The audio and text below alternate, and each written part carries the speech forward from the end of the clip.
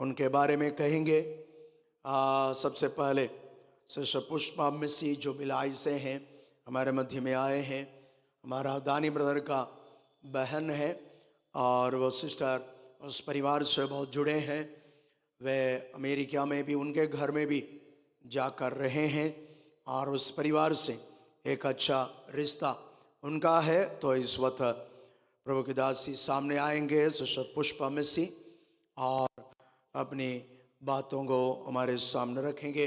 सबको मैंने समय बताया, उस समय के अंतर्गत वे सब के सब उस बातों को पूरा करने के लिए कोशिश कीजिएगा, क्योंकि ये सभा समाप्त होने के बाद हमारे पासवानों का, कई पासवानों को आज ही वापस जाना है। उनकी गाड़ी वगैरह उनके लिए टिकट वगैरह लिए हुए हैं, क्योंकि कई जगह पर उपवास प्रार्थनाएं चल रहे हैं और कई जगह पर कल से उपवास प्रार्थनाएं आरंभ होना है, तो उनको अपने समय पर पहुंचना है। सिस्टर पुष्पा मिसी भिलाई से।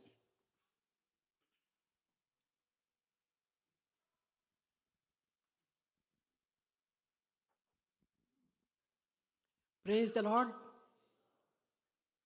कुछ लोग होंगे जो मुझे पहचान रहे होंगे। राजा तालाब की लड़की पास्टर पीएस सैमुअल के आत्माओं जीतने के लिए जो पहला फूल था वो था मेरी माँ। प्रेमी बुआ बोलते थे। उस प्रेमी बुआ की छोटी लड़की पुष्पा मैं हूँ। स्कारिया परिवार के सेवाओं को याद करने के पहले मैं यही चाहूँगी कि वो घराना इतना आशीष है प्रियो, आशीषित है प्रियो। क्या धन्य है उसकी माँ मरियम, उसके पापा जिन्होंने 3 भक्त लोगों को जन्म दिया। सबसे पहला बेटा यूहन्नन, सेकंड हमारे पीएस सैमुअल, जो 7 साल से उन्होंने प्रभु को चुना और 18 साल की उम्र में उन्होंने अपने आप को प्रभु के सेवा के लिए अर्पित कर दिया और वे रायपुर आए। मगर प्रियो, ये कहने में मुझे कोई भी दुविधा नहीं होती कि मैं बड़ी छोटी इस बच्ची के समान थी और अपनी माँ की साड़ी का पल्ला पकड़ करके मैं मीटिंग में आया करती थी। मीटिंग में क्या था, एक ऊपर का घिरा हुआ चारों तरफ से, वो एक पुराने ज़माने में ऐसे हुआ करता था कि कोई कन्वेंशन हो रहा है, कुछ हो रहा है, तो उसको हमेशा चारों तरफ फैला दिया जाता था और हम छोटे बच्चे उससे छेदा से ऐसे उसको फाड़ देते थे, तो हमको पिटाई पड़ती थी। मैं वो थी बहुत छोटी, मैं सोचती हूँ कि शायद मैं 2री-3री कक्षा में पढ़ती थी। मेरी माँ पहली बपतिस्मा पाने वाली स्त्री थी, प्रेमी बुआ कहा जाता था। और ये नीचे के हॉल में जब उनका बुढ़ापा था तो वो कोने में उनके लिए पास्टर पीएस सैमुअल एक छोटा स्टूल रख दिया करते थे और कहते थे कि कोई उसमें नहीं बैठना, वहाँ प्रेमी बुआ बैठेगी। पास्टर पीएस सैमुअल के समान प्रचारक दुनिया में मैंने अभी तक नहीं देखा न सुना। जब वो आए तो दुकानों के कॉरिडोर, जब दुकानें बंद हो जाती थीं, उस कॉरिडोर में बैठ सोया करते थे, कुकुड़ करके, ऐसा सिकुड़ के, छत्तीसगढ़ी में कुकुड़ के रख के बोलते हैं हम लोग। और ऐसी सेवा किए, भूखे प्यासे पूरी जीवन बिताया। उस समय हम लोग सिविल लाइंस में रहते थे राजा तालाब के, और मेरी माँ अंडा बेच बेच कर पास्टर सैमुअल को जमा करती थी पैसे के लिए और किराए का मकान दिलाया राजा तालाब में। मैं छोटी लड़की अपने फ्रॉक को जब कभी भी मटन और मछली आता है तो फ्रॉक से ऐसे दबा करके मेरी माँ मुझको चलती, चुप छिपा करके जा, और उनको खिलाया करते। ऐसे दास जिनका ठिकाना नहीं, कहाँ रहूँगा, क्या खाऊंगा, क्या पीऊँगा, आज ऐसे दास हैं। प्रियो, हम सच में खुशनसीब हैं कि हमको ऐसे दास मिले हैं। कहाँ से कहाँ तक पहुँच गया देखिए। पूरा पास्टर पीएस सैमुअल के पहले यूहन्नन उनके सबसे बड़े भाई थे, और पीएस सैमुअल यहाँ पर रायपुर में उन्होंने अपनी मिनिस्ट्री चालू की, पेंटीकॉस्टल। और उनको कहा जाता था कि ये लेडीज़ का चूड़ी तोड़वा देते थे, विधवा बनावत हंस का, टूरी मनला लइका मनला। ऐसे करके मेरे दादा डंडा लेकर उनको मारने के लिए जाते थे। ऐसे विपरीत परिस्थितियों में उन्होंने किस प्रकार मिनिस्ट्री की होगी, you can very well think about that. बहुत अच्छे से सोच सकते हो।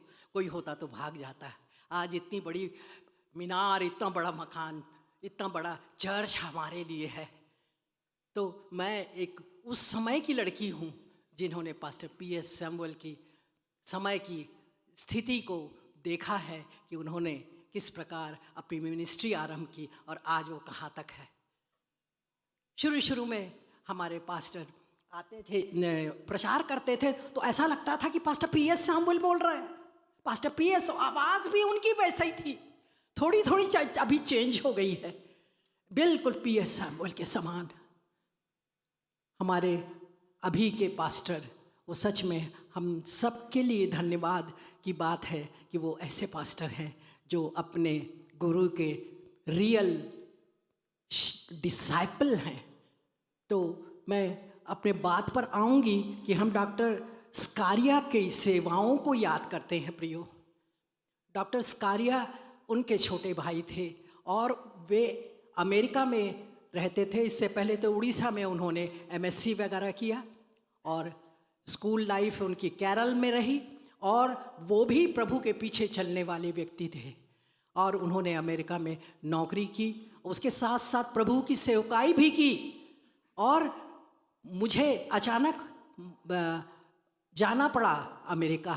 अचानक का मतलब क्या है कि मैं उस मिनिस्ट्री में हूँ प्रियो, जिसमें प्रिजन मिनिस्ट्री, और मैं अच्छी स्पीकर हूँ। बचपन से तो माँ के साथ अपनी पेंटिकोस्टल चर्च में आया करती थी, पेंटिकोस्टल कन्वेंशन में आया करती थी। तो I was a very good orator, debater, speaker.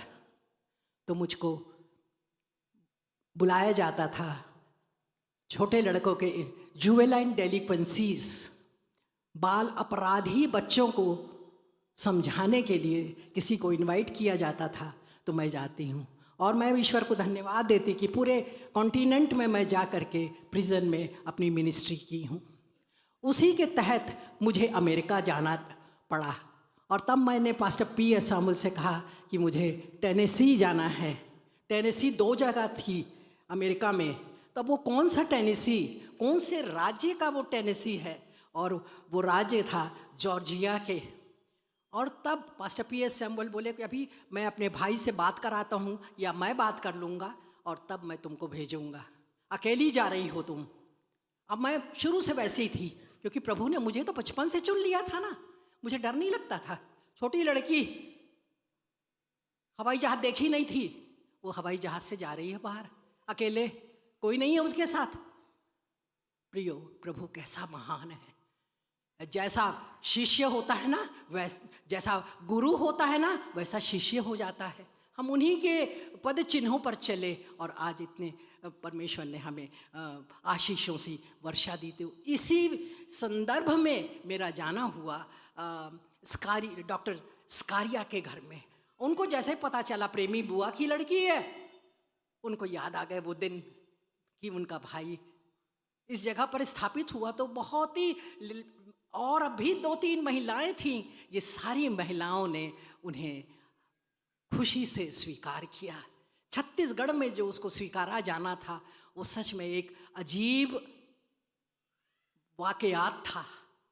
तो इस प्रकार मैं जब वहाँ अमेरिका गई, जब उनने कहा कि देखो पुष्पा कि 2 टेनेसी है, तुम अकेले जाती तो तुम समझ में नहीं आता है अमेरिका में कहाँ जाना है, परंतु मैं जा सकी और उन्होंने मुझे स्वीकार किया। और वो उस समय जवान थे, बहुत हैंडसम थे और खुश हो गए कि पुष्पा आई है और कहते देखो मैं तुमको कार में ले जाता हूँ। अब हम तो छत्तीसगढ़िया यहाँ के, अभी तो बहुत मॉडर्न हो गया है छत्तीसगढ़। तो उस समय वो कहते थे चलो कार में बैठो और तुमको घुमाता हूँ। और उन्होंने मुझे म्यूज़ियम दिखाया जिसमें डायनासोर्स, भाई यहाँ से वहाँ तक डायनासोरस के वो म्यूज़ियम में उसके स्केलेटन था, हड्डियां थीं। और उसके बाद उन्होंने स्पोक टावर भी ले गए हम लोगों को, और वहाँ से पूरा शिकागो सिटी दिखता था। मैं इसलिए बता रही हूँ कि प्रभु के दास होने के बावजूद भी वो एक सांसारिक व्यक्ति थे जो खुशी और दूसरों को मेहमान नवाजी करना जानते थे। और उसके बाद फिर मिसिसिपी झील, वहाँ पर भी मुझको ले गए। मेरा चश्मा कहीं गिर गया था उस दौरान, एयरपोर्ट में ही गिरा होगा, मैं नहीं जानती।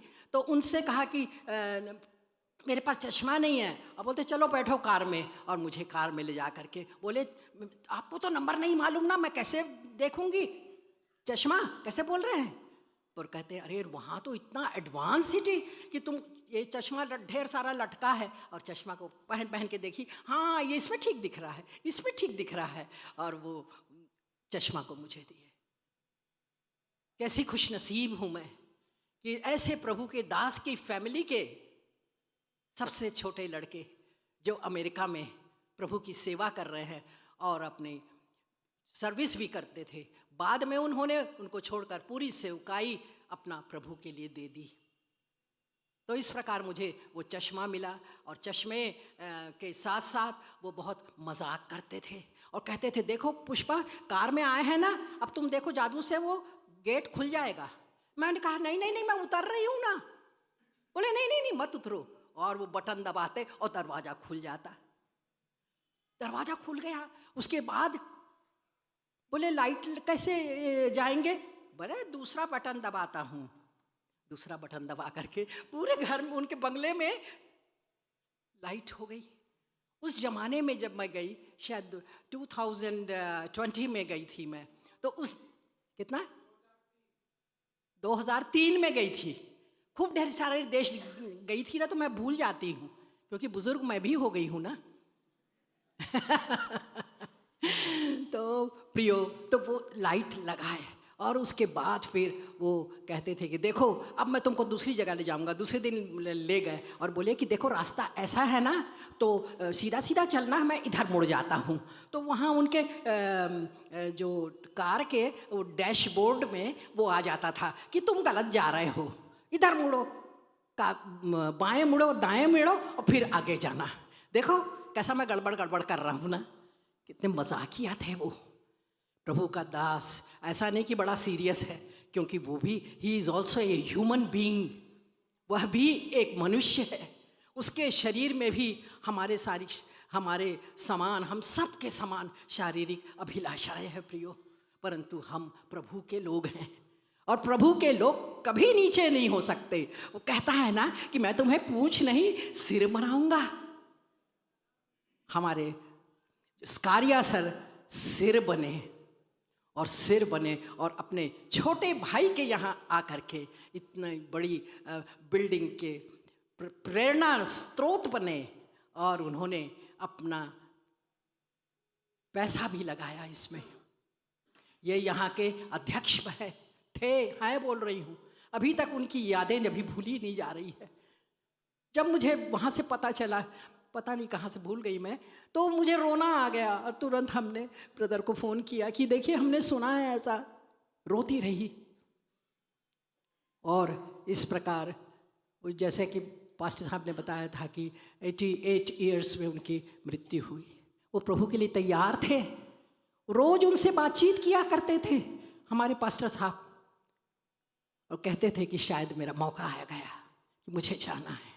तो प्रियो, ऐसे गुणवान परमेश्वर के लिए अपनी ज़िंदगी कुर्बान करने वाले व्यक्ति जो यहाँ के अध्यक्ष थे, बाइबल कॉलेज के प्राचार्य रहे, ऐसे व्यक्ति को मैं नमन करती हूँ। और मेरा दिल हमेशा उछलता रहा कि मैं कब पादरी साहब से बात करूँ, उनकी सेवाओं के बारे में बताऊं कि ये पूरा घराना कैसा आशीषित है, यहोशू के समान, कि मैं अपने घराने समेत सेवा करूंगा। विश्वास किया यहोशू ने। आज वही यहोशू का घराना का छोटा बेटा MS स्कारिया, गोरा नारा, खूबसूरत, सुंदर सा, प्यारी मीठी बातें करने वाले, सॉफ्ट स्पोकन व्यक्ति, आज प्रभु के पास सो गए। तो मैं उनको नमन करती हूँ और मौका मुझे पादरी साहब ने दिया, तो I am very grateful to him. So thank you very much. Praise the Lord.